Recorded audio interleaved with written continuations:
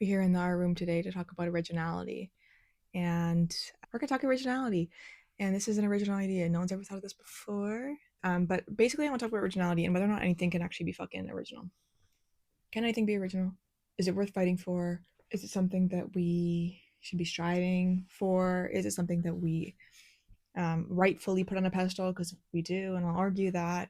And also, just like, does it really matter in the arts? As I'm saying this as a person who's been doing this for about 5 years, I've been in the social media fucking world as an artist, as a creative, as a person, and I've been a 13-year-old girl, which means I've struggled with originality and I've struggled with balancing between whether or not I want to be like everybody else or whether or not I want to be authentic myself or whether or not I want to be so different that I don't like pink because that's internalized misogyny and it's okay to like pink. Anyway, so there's an immense pressure to stand out. We know this. Like, we've been kids in the world. You want to stand out, but also not be so different that everyone's like, Nino, something's wrong with you, ha ha ha ha. But also, especially in the arts, you want to be a trailblazer. You want to create something that no one's ever created before. You want to have a distinct style. You want to be the inventor of whatever, innovation, etc., etc., etc. Is anything truly original? You see on TikTok, I've never had an original thought, and I'm learning that because we're all, within the confines of human mind and the confines of the human experience. And yeah, originality might fucking not be new. And also, we're gonna get into that. Is anything truly new? Is anything truly original? Is anything that you do exclusively what you've done? And I just want to start this off by saying this is very much tied to inspiration, very much tied to the experience of being alive. Because are we not just standing on the shoulders of everything that's already happened before? Are we not just taking what we know from everything else? There's a creator, I will not start beef, guys, who once said on their Ask Me Anythings on Instagram, they don't get inspired. Like, they have a divine call from the universe to articulate what they articulate, and has never been said before. And there's nothing from the universe that you can use. And I unfollowed.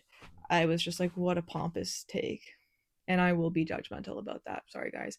But I was just like, let's be real with one another. Like, you were inspired by the world. It's not shameful to be like, yeah, actually I looked at the world that we exist in and we share in, and I was like, wow, what could I make out of this? And that doesn't come from nothing. Originality, even what might seem original, actually comes from something that's been there before. Unless, watch me be fucking vastly wrong about this person and they actually are a conduit of the universe like they said they were. And I'm just like a hater. Anyways, in every great movement we've ever had, it's been a response or a commentary to what's come before. So contemporary art is a response to modern art, and even like postmodern literature all comes from, the same experience of history that Shakespeare came from. Yeah, I don't know. We borrow from one another ideas, we borrow symbols, we borrow the human experience in the ways that we do, and we develop and create and do some beautiful, awesome things. So then what is the line between inspiration and invention? And it's blurry. It's blurry. You can't say it's never been influenced. It has, unless you're a conduit of the universe, like that one person. And yeah, so like when we talk about psychology, we talk about neuroscience, we talk about the science of creativity, and it's less about like summoning this like, ooh, we've actually just like added something to the universe that was never there before. It's using what's already been here in a very literal way, in the sense that no matter's just recreated, and everything that's here is what's always been here. But also the brain works by just like switching shit up. Ideas come from the remixing of patterns, the recognition initially of patterns, and the shape shifting and alchemization, the alchemical process of reinventing ideas. And yeah, we might think that this is original because it's subconscious and we've maybe seen something, but I will not be the person to say that it's original. And yeah, we talk about cross-pollination, we talk about this process of combining ideas, we talk about this process of uniting ideas and being inspired by the world and developing from what we already have and developing from what other hands have already had and done, and voices and whatever has come from. Originality is not just pure invention, right? It's also about rearticulating, it's also about improving, it's also about adding your take. The originality is the difference, but it's not inherently pure of other ideas, right? It's impossible. I'll say it concretely right now. It's impossible to be 110% original. Like, it's just wrong to say that you are. How often do you hear from your favorite artist and they're like, yeah, this is the music that inspired my music, or this is the art that inspired my art. These are the influences in my life. These are the people. These are the experiences. have inspired these things. Even Isaac Newton had an apple fall on his head. We are not isolated experiences. We're in this interconnected web of experience. We're experiencing symbols and experiences and light and sound and the world as intimately as everyone else has over the history of time. And rather than fearing this presence of influence being like other people, we should lean into it. Because all I've learned about authenticity is that it is the perfect amalgamation of who you are and what you've been, and all of the truths of other people and the things that you enjoy. And I remember being a kid, and this is more on the conversation of internalized misogyny, but I wanted to be nothing like other girls. Nothing. And for the longest time, it had me demonizing femininity. It had me demonizing girlhood. I was embarrassed to like Barbies. I was embarrassed to like the color pink. I bought Justin Bieber's album in secret because I thought my brothers were going to make fun of me. And it was just one of those things where, I didn't want to be like other girls because I thought being a girl was bad. I thought being like other people was bad. And then, you go to university or high school and you want to be like everybody else, but you don't want to be too like everybody else. You want to be like other people.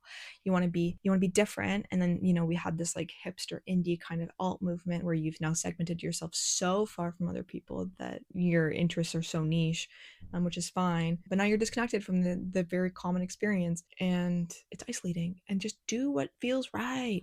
Love pink. I love pink. Look at all my fucking paintings. First of all, pink and purple. But also, I still have niche interests. I still have experiences that are mine because they're an amalgamation of all the things that I've learned. It's a combination. I am, all of these versions that I've been, all these things that I've loved, all these things that I've hated.